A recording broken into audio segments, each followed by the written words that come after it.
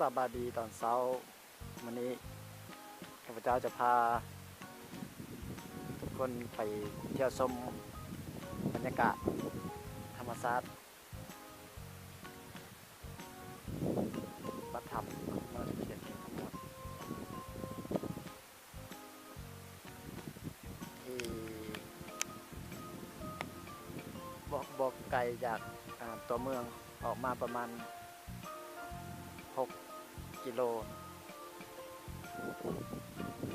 ที่กงกันคำกับทางนครพนมของเรานี่คือสะพานลอยที่น้ำมาแห้งช่วงฤดูฝนเมื่อกี้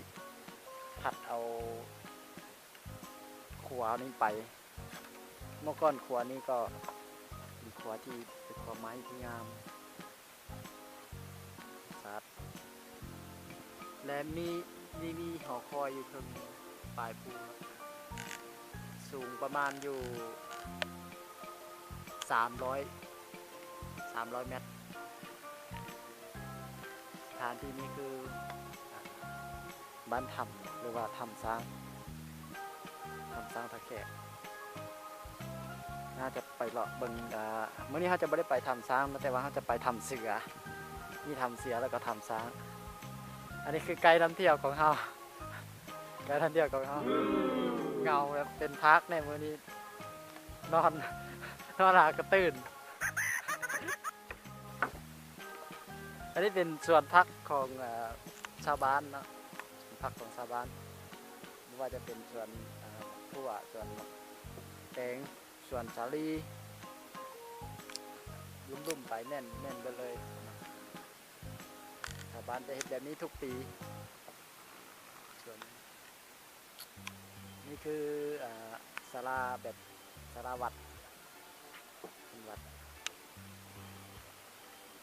นี่ก็เป็นส่วนของชาวบ้านปลูกไว้เพื่อขายหรือว่าเลี้ยงครอบครัวเป็นเศรษฐกิจหนึ่งไอจัวน้อยมี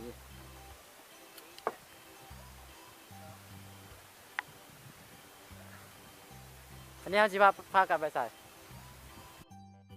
หลังจากนี้เขาจะมาเข้าหาการท่องเที่ยวอีกผู้ที่สองคือมาเฮือนหลังนี้เนาะมีผู้ฮู้ดีกับถ้ำที่เขาเสียไปนี่คือถ้ำเสือ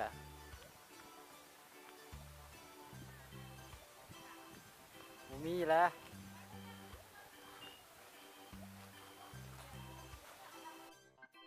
เดินทางต่อมื้อนี้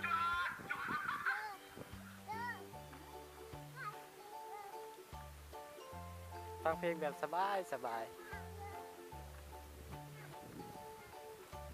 อันนี้ไกด์นำเที่ยวนี่บ้านย่างนี่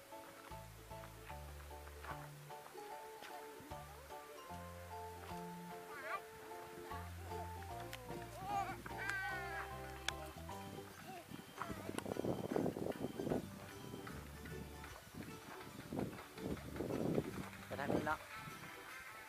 บอกไก่บ้านเนาะประมาณอยู่บ่ฮอดลักกันเนาะฮอดกิโลย่างมา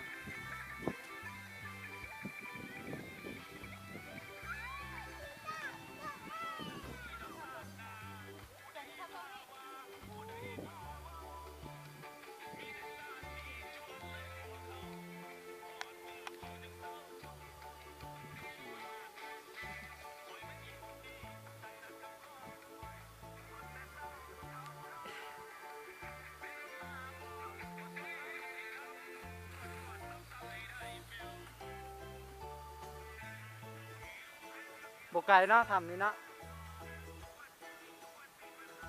บ่เคยเข้าได้นี่ราคาแม่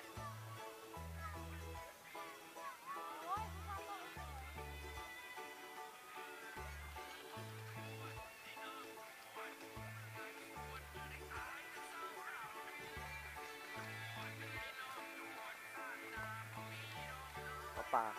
นะทุกคน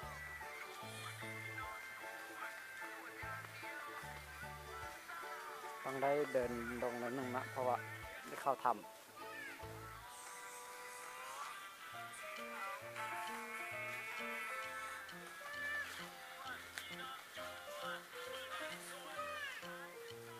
นี้แม่นบ่นี่สำหรับถ้ำนี้เป็นถ้ำเสือในตำนานของบ้านกล่าวว่ามีเสืออาศัยอยู่ในถ้ำนี้ แต่ปัจจุบันมีบ้านเรือนของประชาชนมาตั้งถิ่นฐานอยู่ก็เลยบ่มีสัตว์สิ่งใดมาอาศัยเนาะเพราะการประชาชนถ้ำนี้เป็นถ้ำเสือมีชาวบ้านมารักษาคือการกราบไหว้สักการะบูชาตามความเชื่อของชาวบ้านในเขตนี้สำหรับในเขตที่เฮามานี้เป็นเขตปากถ้ำเพียงแต่ปากถ้ำเนาะแต่ยังมีที่เข้าไปลึกกว่านี้อีกสำหรับพวกเฮามันยังบ่กล้าที่จะเข้าไปเพราะว่าเข้าไปแล้วแล้วก็มีไฟฉายต้องมีไฟฉายติดตัวเข้านำเพราะว่ามันเป็นถ้ำที่กว้างใหญ่พอสมควรตามที่ผู้ที่เคยเข้าบอกมาเนาะสำหรับเฮาไปมื้อนี้ยังบ่ทันเตรียมพร้อมในการเข้าถ้ำ